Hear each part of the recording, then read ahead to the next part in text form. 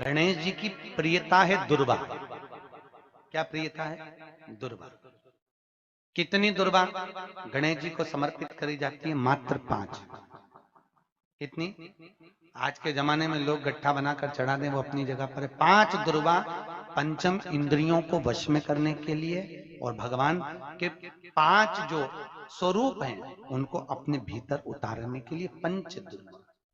और दुर्वा में भी 3 गांठ। जब दुर्वा समर्पित करी जाती है तो उसमें नीचे दुर्वा की डंडी पर गांठ रहती है, 3 छोटी छोटी गांठें होना चाहिए। कितनी गांठ? जो भगवान को समर्पित करी जाए। जिस लड़के और लड़की का विवाह नहीं होता, हमारे यहां पर एक प्रसंग बुजुर्ग माताएं बहुत पहले से कहती आई हैं, शायद यहाँ पे भी जितनी बुजुर्ग माताएं बैठी होंगी वो जानती होंगी। 9 महीने में नारी के गर्भ में जब आता है, जिस महीने में बुजुर्ग माताएं कहती है कि नदी नाले मत नांगो। बोलो सही है कि गलत है? अरे जम के बोलो जी जी सही है। 1 महीना ऐसा होता है, वो 7वां हो कि 6ठा हो कि 8वां हो, जो आपके स्मरण में होगा। कई माताएं कहती हैं और बुजुर्ग माताएं कहती हैं तो बहुओं को लगता है ऐसा कोई होता है, ये तो ढोंग प्रपंच है, ये तो ढकोसला होगा। ये तो कई बहुओं ने माताओं से कहा होगा ऐसा कोई होता है क्या कि मैं मायके नहीं जाऊं और ये वाले महीना 1 महीना 9 महीने में 1 महीना मेरी माताओं के गर्भ के समय का ऐसा होता है कि जिस महीने में बुजुर्ग माताएं कह देती है कि इस महीने में तुम नदी नाले मत लांगो, अपने घर में रहो, स्वस्थ रहो, ना कहीं जाना ना कहीं आना। डॉक्टर को दिखाने जाना हो तो चले जाओ, मना नहीं, पर नदी नाले लांग कर मत जाना। इधर हो तो चले जाओ, बुजुर्ग माताएं कहती हैं। अब इन बुजुर्ग माताओं को किसने बताया ये कि नदी नाले मत नांगना? वो प्रसंग ये शिव महापुराण की तर्पण, जो शिव पुराण की कथा आप सुन रहे हो, वो प्रसंग यहां मिलता है कि स्वधा तप कर रही है और उसके तप करते समय वो अपने बच्चों को जन्म देने वाली है, और उस समय पर यमराज की धर्म पत्नी धुमोरना समझाने के लिए आती है। 1 महीना लगता है धुमोरना को स्वधा को समझाने के लिए। इसलिए हमारे यहाँ पर बुजुर्ग माता कहती है कि इस महीने में तो नदी नाले मत नांगना, क्योंकि यम की पत्नी आई है। जब गर्भस्थ बच्चा रहता है, जब गर्भ में संतान रहती है, गर्भ में जब औलाद रहती है, गर्भ में जब संतान रहती है, तो नारी के 9 महीने में से 1 महीना ऐसा निकलता है, बच्चा पूरी तरह से स्वस्थ होगा, धड़कन भी होगी, सब कुछ होगा, तुम भी अच्छे रहोगे, पर 9 महीने में 1 महीना कष्ट का तो जाता ही है, ये निश्चित है। क्यों? क्योंकि उस समय पर स्वधा के पास में धुमोरना यमराज की पत्नी आकर बैठी थी, जिस समय पर स्वधा अपने बच्चों को प्रकट कर रही थी, तब उस समय पर धुमोरना आकर विराजमान हो गई, यमराज की पत्नी आकर विराजमान। अब कि उनको शिव महापुराण की ये संवाद धुमोरना का यमराज की पत्नी का किसने सुना होगा? और ये बुजुर्ग माताओं को भी मालूम, इनकी सास ने और उनकी भी सास ने और उनकी भी सास ने, मतलब सनातन हिंदू धर्म कितना पुराना सनातन धर्म है, जरा विचार करिए कि वो आज तक चले आया। अब उसको लोग ढोंग के ले, ढकोसला के ले, चाहे कुछ के ले। अब ये तो अब यहाँ बैठकर आप लोगों को कुछ शिव पुराण के, कुछ स्कंद पुराण के, कुछ पद्म पुराण के, कुछ अग्नि पुराण के, कुछ नर्मदा पुराण के कुछ उपाय यहाँ से बता दिए जाते हैं। अब उसमें लोग हमें टोटका वाला महाराज कहें, चाहे जो महाराज के, उनकी मर्जी। आग लगे बस्ती में, सियोर वाला रहे मस्ती, अपने को क्या करना उसमें, वो जो बोले बोलता रहे। 5 कारण हैं जिससे शंकर हमें प्राप्त हो सकते हैं अंतिम क्षण में। 5 कारण। पहला, अगर आप शंकर के मंदिर में जाकर 1 लोटा पानी चढ़ा रहे हैं तो शिव की कृपा आज नहीं तो कल, कल नहीं तो परसों, कभी मेरे बाबा की कृपा आप पर बनेगी जरूर। ये शंकर के ही शब्द देवऋषि नारद को है। दूसरा, देवऋषि नारद, जो मनुष्य मस्तक पर त्रिपुंड धारण करता है, मस्तक पर त्रिपुंड लगाता है, शिव कहते हैं उसको मृत्यु के पश्चात भटकना नहीं पड़ता। शंकर कहते हैं वो मेरे ही धाम पर, मेरे ही सत कैलाश पर आकर विराजमान हो जाता है। तीसरा,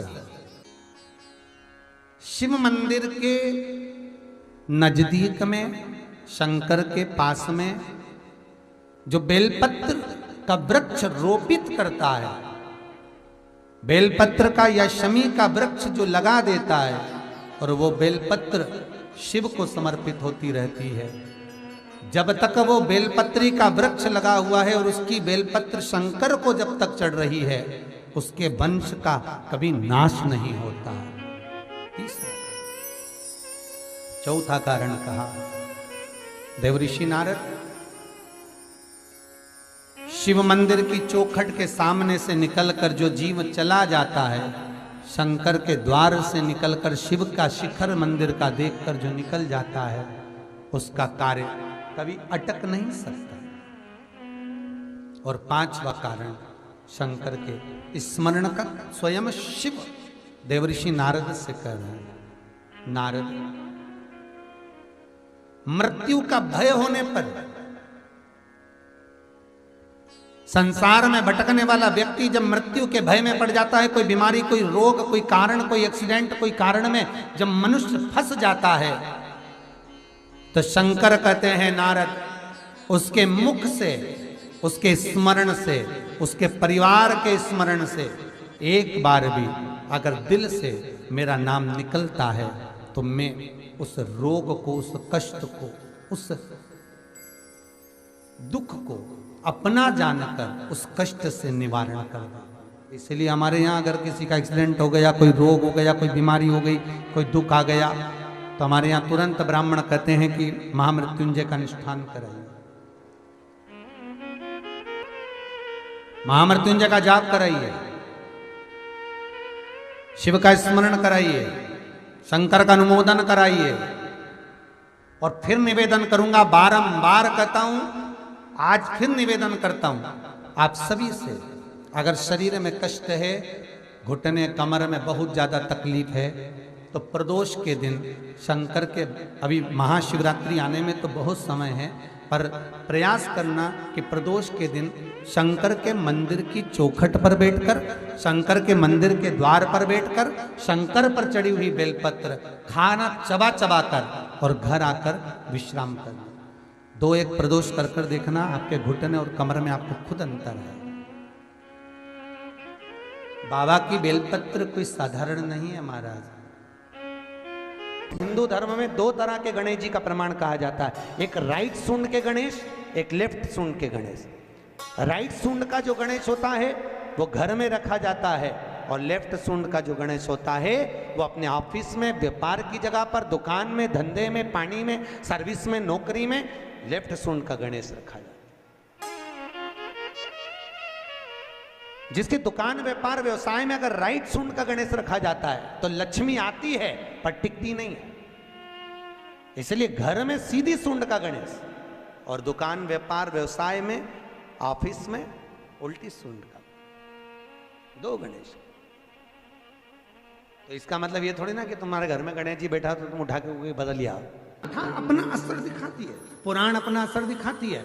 आप भले गए हो, नहीं ध्यान गया, मन नहीं गया, फिर भी कथा में जाकर बैठे हो, तो कथा एक ना एक दिन आपका असर जरूर दिखाएगी। एक बहुत अच्छा चरित्र है, सुंदर सा व्याख्यान है। एक पिताजी, एक चोर बड़ा विद्वान था, बहुत विद्वान चोर था, और बड़ा प्रखर चोर, बहुत प्रबल चोर। उसका एक लड़का था, और चोर भी बड़ा दमदार चोर था, क्वालिटीवान चोर। और उसका एक लड़का था, लड़का चोरी करना नहीं जानता था, तो पिताजी ने लड़के को चोरी करना सिखाया, उसको भी अच्छा क्वालिटीवान चोट्टा बनाया।